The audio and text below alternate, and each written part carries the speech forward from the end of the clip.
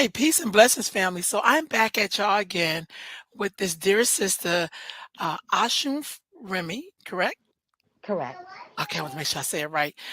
And so she's joining us from Florida. How you doing, sis? I'm doing good. How are you? Good. You have such a beautiful smile. Thank you. So, Okay. so what is your full name and what does your name mean? Ifa bimi sola, Oshun remi egbediwa. So Ifa brings me wealth, Oshun is beauty, and Egbe crowned me. Wow. So, were you born with that name? No, I was not born with that name. Okay, so how did you obtain this name? Like how was you gifted this name? It's beautiful. My name came through, of course, Dafad and my initiation. So I am an initiate of Oshun, Egbe, and Igungun. Oh wow. Okay. Yeah. So you said Egg Bay, Oshun Oshun, and Oshun and Igungun. Igungun. Okay. So how did you first discover Isheshe? Oh, like all of us growing up here in America, I was in church. I went to seminary school. I preached in a pulpit, but it was Wow. just something calling me higher, and I just couldn't get away from it. And no one could explain to me the visions and the images I was seeing, the things that I was hearing. Um, and just the things that were happening in my life that clearly pointed toward the Orisha guiding me and protecting me. And I had a fellow brother who was in the tradition, and he had been with me on my journey. He had been watching me, and he called me one day and he said, "You're ready." And I said, "Yes, I'm ready." He said, I'm going to introduce you to my Baba, and I want you to get your first dafa done. And that first dafa just opened my spirit up, and I was like, this is it. This is the missing piece to the puzzle for me. And from there on, it was full speed ahead, full speed ahead. So what is a dafa for those who may not know?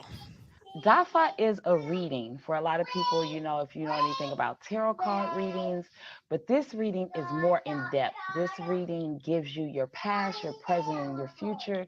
It gives you the orishas that are there with you, that are protecting you and guiding you. It gives you things that you shouldn't do in life, which are taboos, things that are hindering us from becoming our highest self. So that's what happens in a dafa. And then from there, so it's like we always say, it's like going to a doctor getting a diagnosis. Mm, mm. And from that diagnosis, you get a prescription, which is called an ebo. And then we have to pay that ebo. And the work is done then to remove the negative energy that's around us, or to either open up the door for us to continue on our destiny. So that's what a dafa is. So when you got the dafa, did it immediately tell you that you would be a child of Oshun, or was that something else totally different? So my first dafa told me Obatala. And Obatala, of course, we all know is King of the White Cloth. Mhm. Um, Ashun, the energy from her, I am an Apetibi. So I was born the wife of Orumala. Mm. So that is Oshun's role. And not only that, I have Ibeji. My daughter has Ibeji, and Ibeji are twins in Yoruba language. So everything Ashun, I needed her to help me learn how to love myself, to help me learn how to become at peace with my destiny, and for her to sweeten it up for me. So she came in like the water, the flooding water that just comes in and Mm. just says, "Okay, I'm gonna cleanse you. I'm gonna give you change. I'm gonna heal you. I'm gonna bless you. I'm gonna make your life beautiful and sweet." So I needed Ashun to help me understand how to love myself and how to stand up in my truth and who I was. So For that, Yeye just blessed me. Wow, wow. So when you first got a Batala, Hmm. did that happen during a dafa, or did you have to do another kind of reading or to get more in depth to find out who's your head, who's your, you know what I mean? When I received my hand of Ifa, Okay, when I received my first hand of Ifa, that's when I got more in depth as to my role. okay. And from there, it just continued to grow and open up my whole destiny.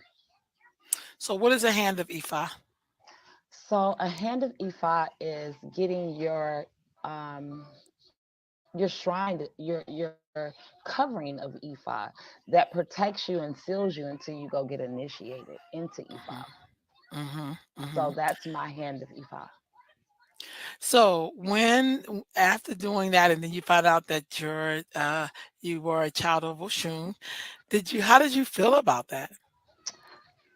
I felt honored because growing up here in the Western world, when you think about when Oshun is brought to your attention, it's more of the beauty and the sensuality of Oshun, and I never felt that. I always I didn't. I'm not saying that I didn't feel that I was beautiful or anything like Right, that, I but get that. she is just this beautiful energy of sensuality, of sexuality, of sweetness and all those things. And I'm not saying I wasn't those, but it was like, really? She wants to bless me with her ashe. She wants to be there to protect me and guide me and lead me. I'm honored. I cried. I literally cried because Wow. I was truly honored and blessed by her just allowing me to take on that energy of her, to take on the blessings of her. I've always been a peaceful person, but we forget that sometimes Yeye is a warrior too. She Mhm. is a warrior. So, and I know I fight for women. I love women. I love children, and I Mhm. love to see us fulfilling our destiny.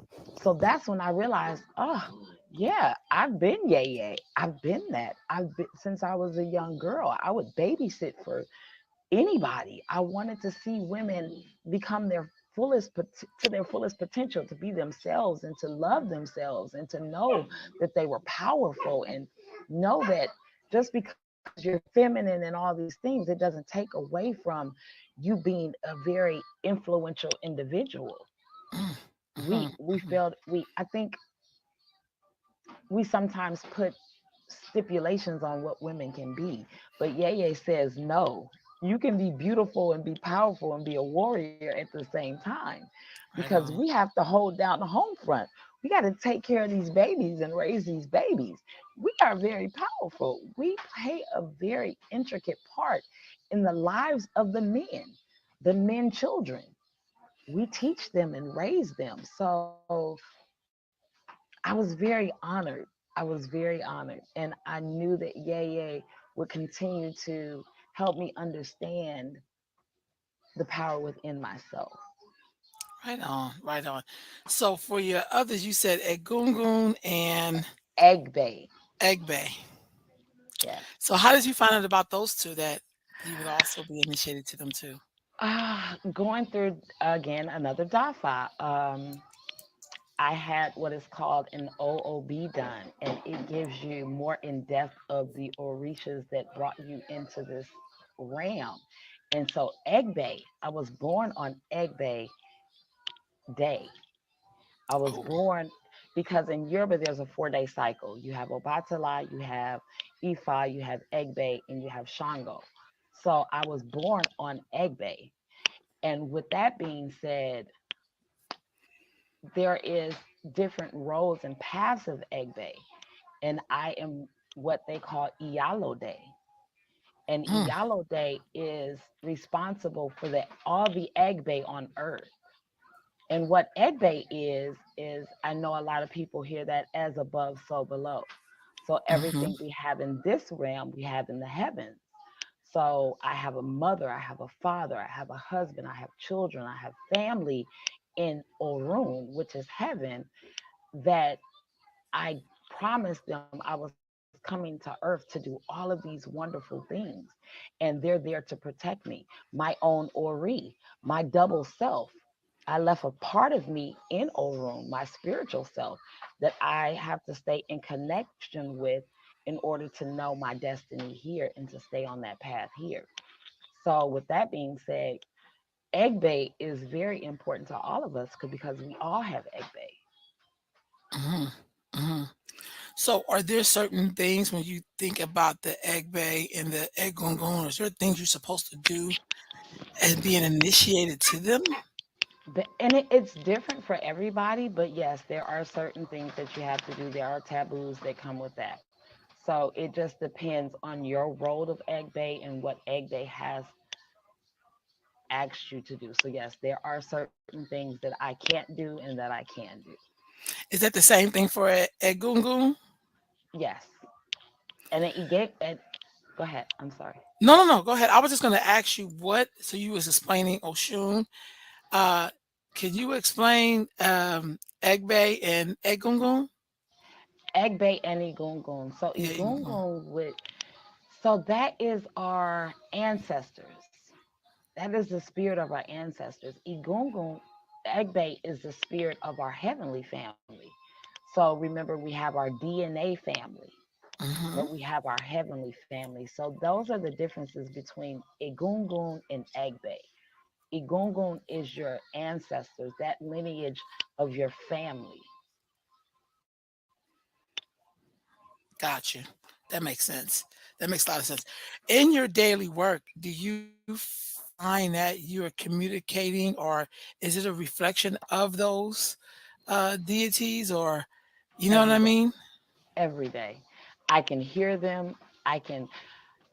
So before I wake up and go out into the world, of course, I'm there having a conversation with them and asking them to be there with me throughout the day, lead and guide me throughout the day, protect me throughout the day, help me to hear, to see all the things I need to go through that day with as much ease as I can. We're all still human, so there are things that irritate me as well.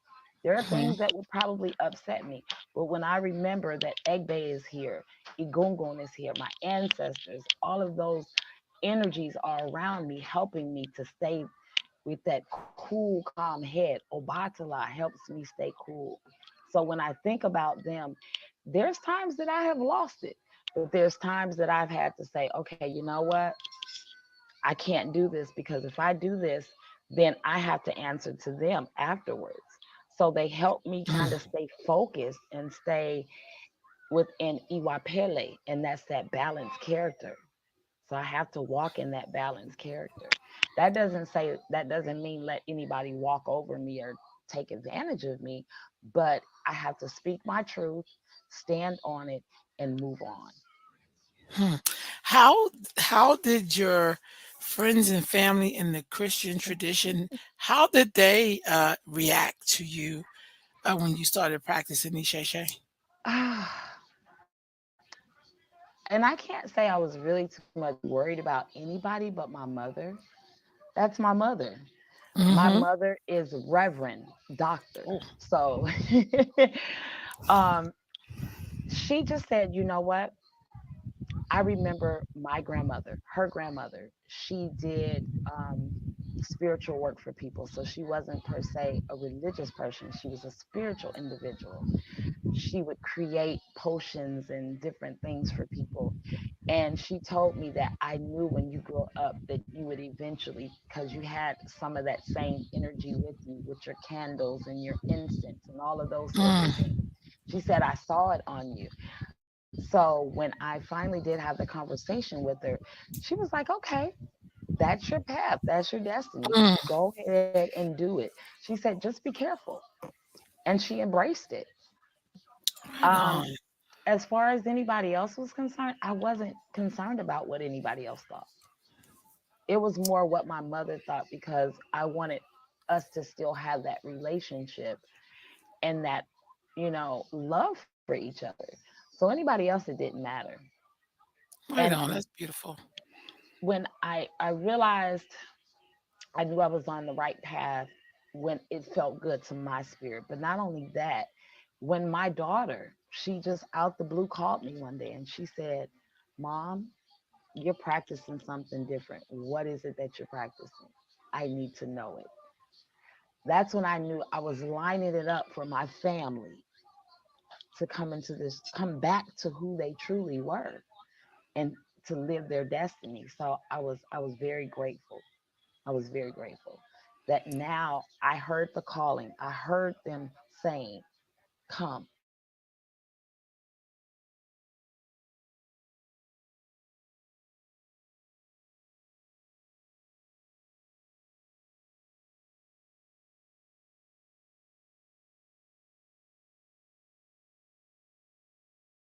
It needs to understand what this is. Some of them still kind of say, oh, she's practicing voodoo. But it doesn't stop me because I know this is my destiny and my path. Right And on. literally, you still call me and ask me for prayer. So I must be doing something right. That's so true. So you're in Florida.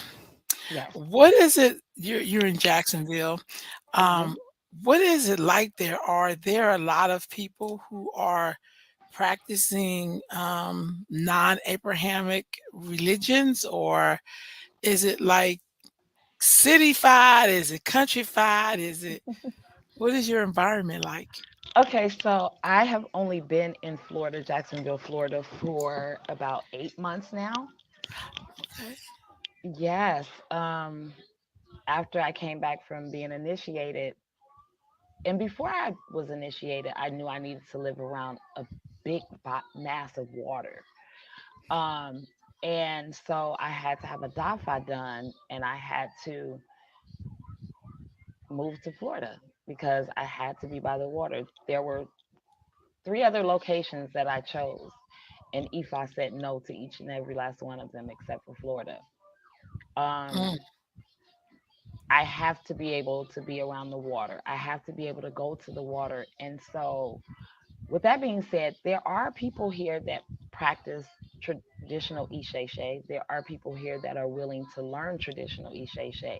Every time I go somewhere, there's somebody that's drawn in either by my leques or just mm, hearing my bangles from Yeye or just the energy that was placed, the ashe, let me say it that way, the ashe that was placed on me from initiation, that just kind of draws people in and makes them curious. So I say there are a lot of people that are curious, there are a lot of people that are open to the tradition here, and there are a lot of people that are like, what is that, why are you doing that? But for the most part, I get a lot of good energy. It's very city here. It's a lot different than what I thought it would be. But all in all, I found my peace here because it's the water. The water here is so soothing. There's water everywhere you go here.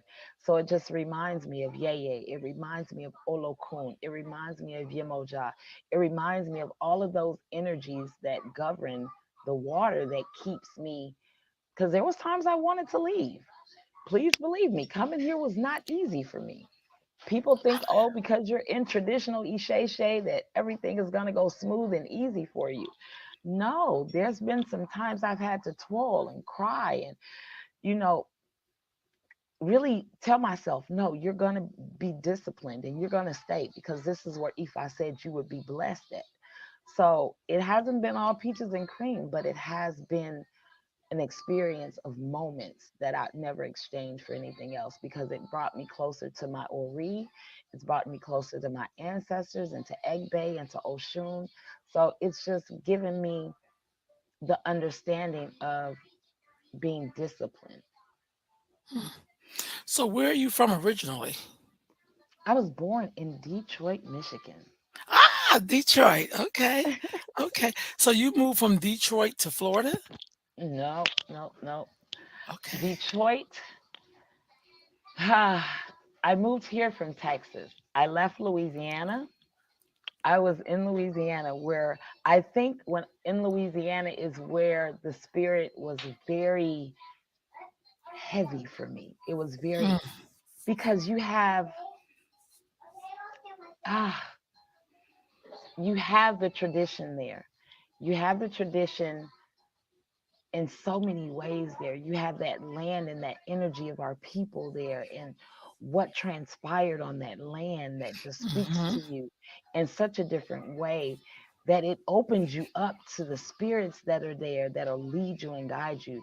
That's Indian land, that's Native American, excuse me, that's indigenous.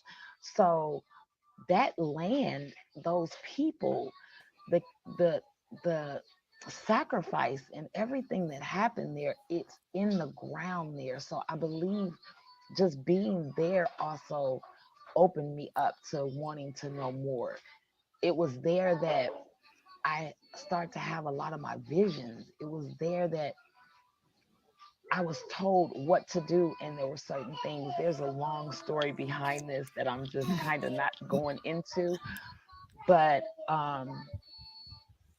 short story, I was on the run, and I hid out in Louisiana. And during wow. that time of hiding out, I couldn't hide from the spirit. I couldn't Mm, hide from the Orishas.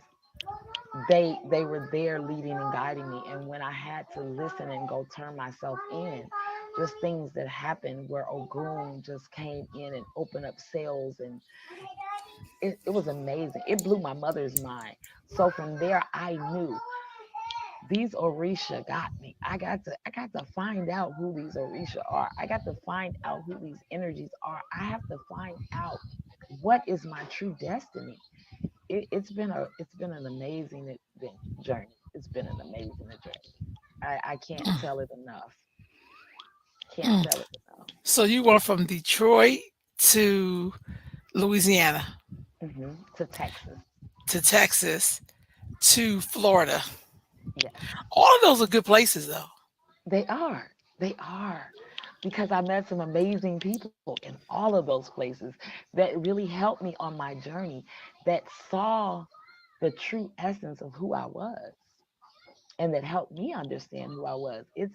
It's amazing how when you meet good genuine people who will feed into your spirit because they know who you are spiritually. They're not looking at who you are physically, Hmm. or they're not looking at the moments that you have in life, because we have moments in life, That's and true. those moments give us understanding, overstanding, understanding that leads us to our highest destiny. How did you connect with your spiritual teacher? Or have you had a lot of spiritual teachers? I connected with my spiritual teacher through a mutual friend.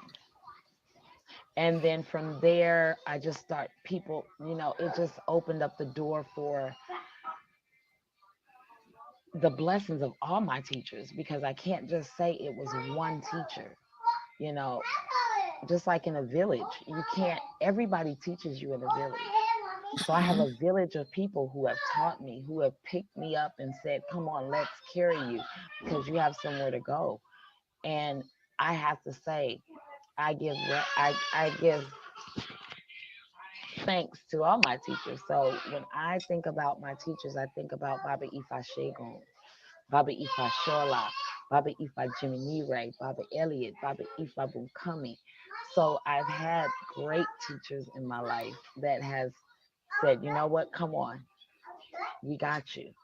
You have a long journey, but we're gonna help you through this journey. I even was blessed to have Mama Yaya Fini do my first reading ever. She Wow. was amazing.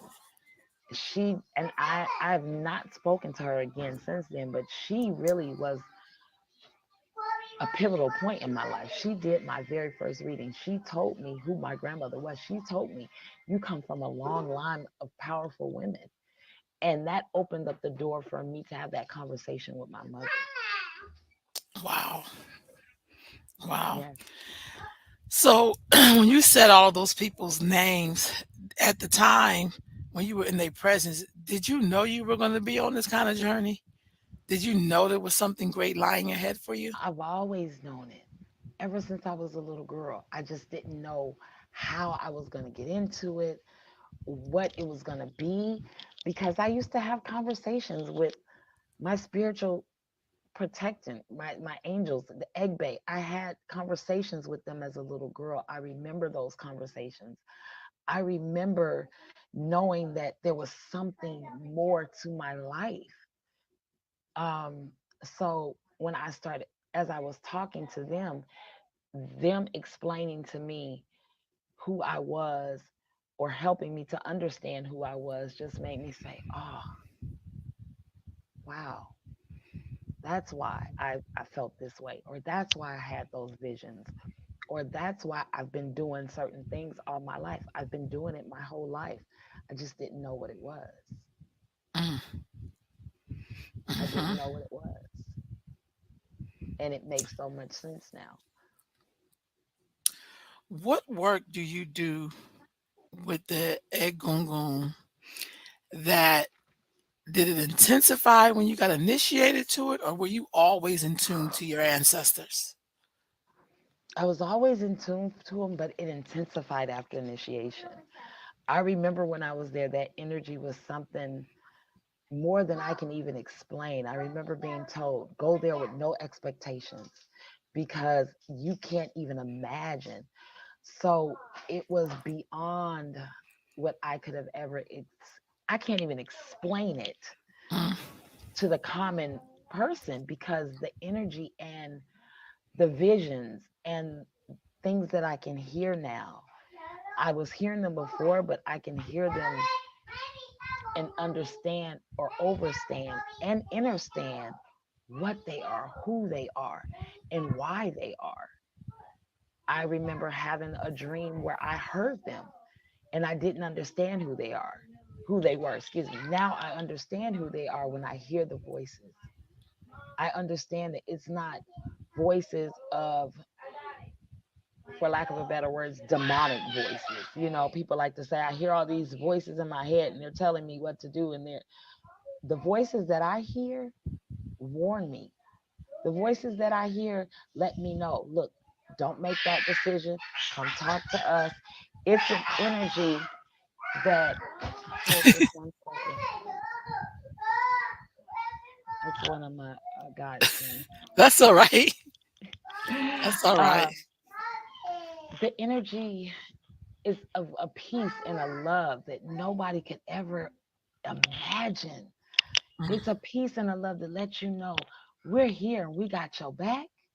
We rooting for you. We fighting for you. But you got to understand you are amazing.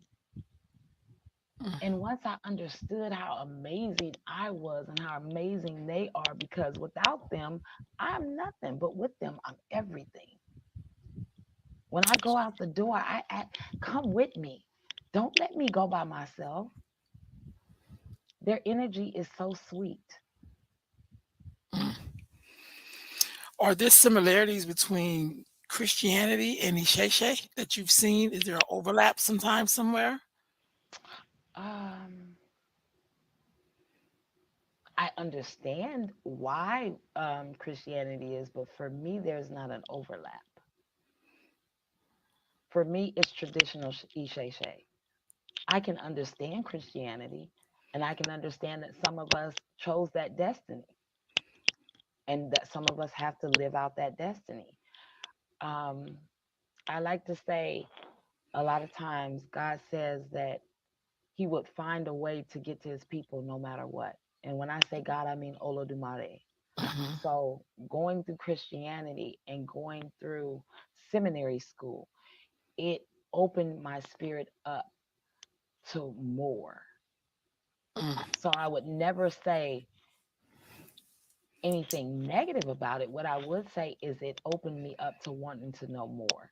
It opened me up to say, this isn't for me, but I'm grateful for what it did for me. I'm mm, grateful for, because there are some takeaways from the Bible that, would kind of go in with Ishesha, because we know that all they all that was done was it was taken, and it was, for a lack of a better words, it was watered down and manipulated for control. mm. for control of the destiny of those that were chosen to walk this path, to try to confuse us. Mm. Now, it's interesting that you say that. So have you traveled to Africa at all? I was initiated in Africa. Okay, so you went to I was Nigeria? initiated in Nigeria, in Lagos, Nigeria. So what was that experience like? What was it like? Was that your first time or have you already been Yes, before?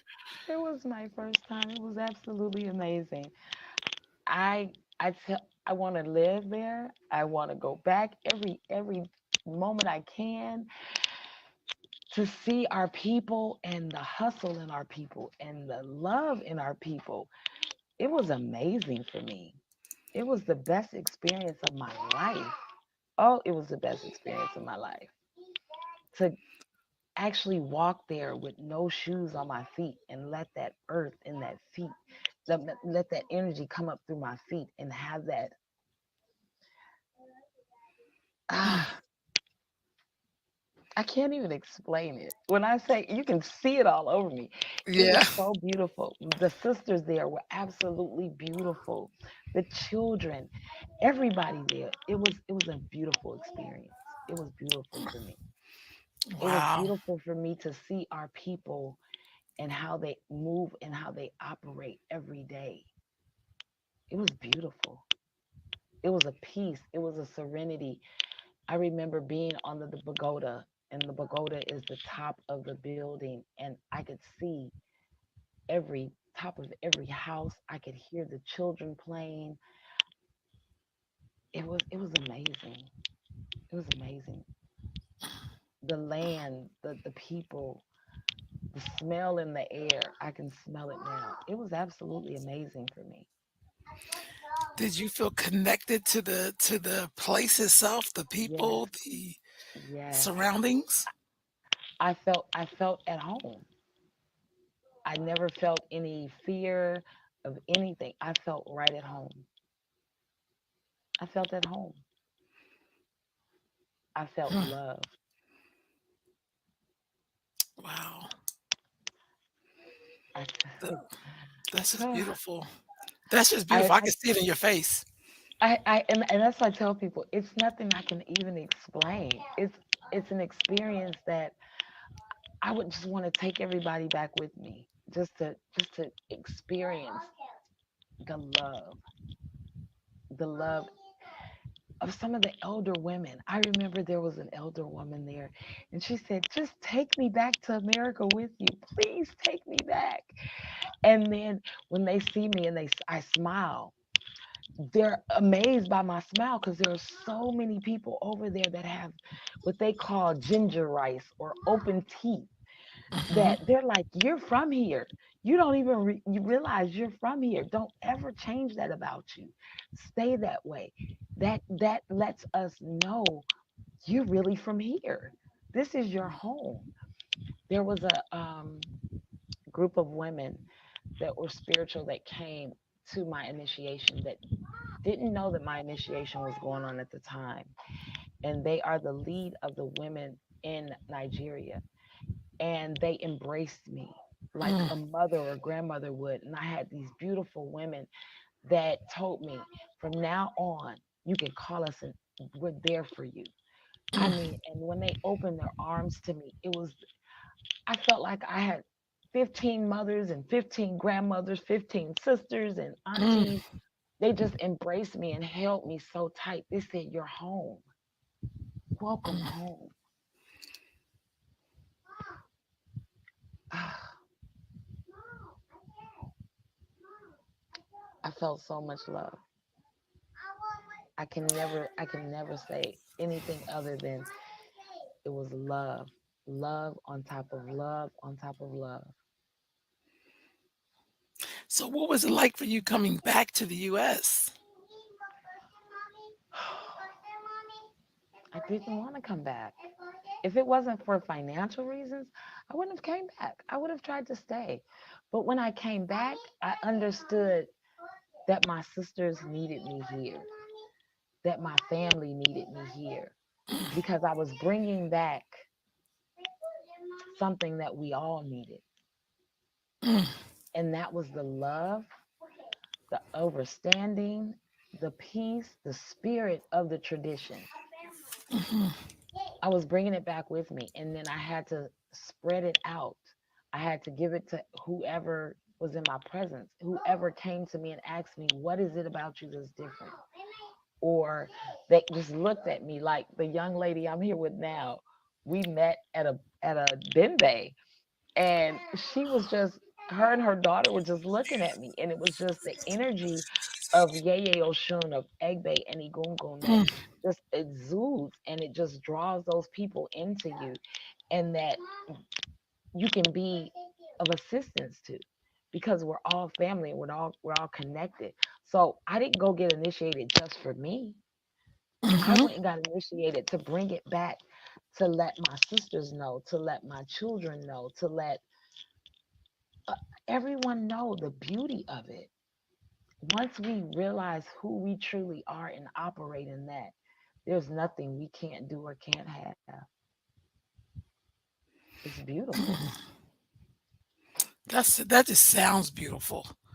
Like, so, have you been to the African village in South Carolina? I have. I was actually just there for King's Day. I am a painter. Egbe, when I was having my DAFA done, Egbe told me that I would I would make my biggest success by painting. And I used to sketch and draw when I was younger, and I started painting. So I went up, what was that, 2 weeks ago for King's Day, and actually auctioned off some paintings. And Mm, to me, that feels, to me, that's Eshu. So if you guys know anything about Eshu, mhm, Eshu is going to do as Eshu wants to do. You have to let Eshu be. mm. um, and it reminds me of that. It gives you that same feeling when you go there. I love the village in South Carolina. It gives you that home of it gives you home. It gives you that experience of Africa. Mm, It does. It does. that's what's up. So, did you spend a lot of time there? I didn't. And that was the thing. I have, since I've been back from initiation, but prior to the initiation, I heard about the village. I had read about the village. I had watched videos about the village, but until I came back, I had never been there. And I tell everybody, it wasn't my journey to go there first. It was Right. my journey to go to Africa first, and Mm, then come back and go there. And it's okay, because some people journey is to start there and then to that's so go true. abroad. It's just my destiny and what I chose before I came here. And that's Right what we on. have to understand. We choose our destinies. We choose our destiny. So when it That's goes wrong, we can't blame anybody else, even though it's not a blame thing, but we have to go within. understandable. We have to Yeah. go within. She tried to cover up her face as she was talking. That's all right. That's all right. Um, is there a certain place you're trying to get to in this tradition? Just to live Like, do my you want to highest have self. an Elay? Do you want to have If godchildren? Do that's you want within my destiny, if that's within my destiny, I want to do what's within my destiny. right on, right on. So is this something that is constantly unfolding as you get more It's of the constantly dafas? unfolding for me. As I get more of the dafas, it's Uh-huh. constantly unfolding for me. Every time I get one, it's like, okay, because it's layers to it. It's layers to it. And you remember, I come from Christianity, so even though I had a spiritual, I still have a lot to learn. Mhm. I still have so much to learn that I have to just take it slowly, because I have a long life ahead of me. I have so much to overstand about the tradition within itself. I can't get it all at one time, so it just continues to unfold. And I believe I'm gonna have godchildren. I know that I'm gonna have godchildren. When that will happen, when the Orisha, when Mhm. Olodumare, when my Ori says now's the time. Um, am I rushing to do it? No, I'm not rushing. I want it to happen naturally and authentically. I want to make sure that my Ori is in line with everything because it's a personal journey before it's a journey that goes out because it comes down and out. So as Mhm. I'm steady, receiving, I have to implement it in my life. Real But talk. Real talk. I do know it will happen. Real talk. Elay, do you belong to an Elay? And if I do. so, what is that like? That is it's very loving. It's very my brother, my god brother, my teacher, my Elay, it's they're supportive in every way possible. Right on. Um they love me and I love them. I have a small group of women that I work with. A group that the name was given to me probably about 2 years ago. So it's called Daughters of the Sacred Mothers. Mhm. And we come in and we talk about what it's like to be a woman in this tradition. What it's like for a lot of them, they are apetibes. What does that look like? What is an Mhm. apetibe? What is it like to be a sister wife? Because we believe in having sister wives. Gotcha. So we're dissecting all of those things so that we can rid ourselves of what the Western idea of marriage looks like and understanding and overstanding what a traditional Isheshe marriage looks like. Right on. Um, so we're learning ourselves and learning to get over a lot of hurt because we as women coming from a Western world, we've been hurt by women, we've been hurt by Mm. men, and so now how can I trust another woman to be my sister wife, or how can I trust this man to? So it's a lot of deprogramming to reprogram in order to truly understand what this tradition is about. And it's about community. It's about these children, these babies. You said a mouthful right there. The daughters of the sacred mothers. I feel like we need a lot of that. Yes. Because I think once women, are able to address some of the things that kind of hold us from each other, we Hmm. can be so powerful together in terms So of just powerful. understanding each other, the way we talk to each other, how we relate to each other. Even when we do stuff to each other that may be hurtful, may not have been intentional, but how do we work that out so we don't be holding on to them grudges, Yes. you know? And that's my biggest heart's desire is to see us as women heal ourselves. And so we have a lot of women to go to heal or that will come to us. So we have to get it together within ourselves first. So if we can get it together within ourselves, oh my gosh. Mhm. Tell me about the ancestral crown that you are the owner of. Ancestral crown is the painting. Um, I remember meeting a Nigerian at work, and he looked at me, and I was studying at the time, and he said, "You're Adishiwa," and I said, "Huh?" He said, "You're Adishiwa," and when I looked up what Adishiwa meant, it meant the crown of beauty. So Mm, to me, it was the ancestors crowning me with that. And then when I was told that I'm supposed to paint and that just paint, just put paint to a canvas. So I'm like, ancestral crown. My ancestors have crowned me with this gift to paint mm, and to bring life through painting. And so that's where ancestral crown came from. It came to bring beauty through paint, to bring peace through paint, to bring healing through paint. So I've also always worked with children. I have a thing for children with disabilities, autistic children, children that most people wouldn't necessarily want to have anything to do with. I feel like through painting, we can heal a nation. Through paint, we can change the whole world. Color is everything. There's mhm. vibrations and energies with color. And so that's where ancestral crown came from. It's here to heal the crown of our people through painting. Right on. Do you have any book recommendations for people who may want to study more about Isheshe? So we all know it's an oral tradition, but there are some books. My first book I ever read was Ori, um, ORI. I've read Ocean Across the Waters. Um, I'm trying to think of a couple of books that is in my bag right now. Um,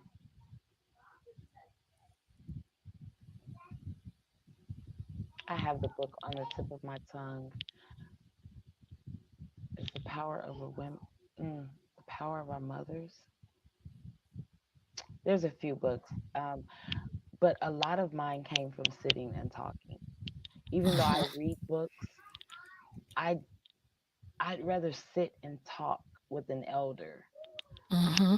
because sometimes the books are Santeria, Lucami mixed in with the Shay. And I'm not Hmm. taking away from any of those, but I've always wanted to know traditional Isheshe.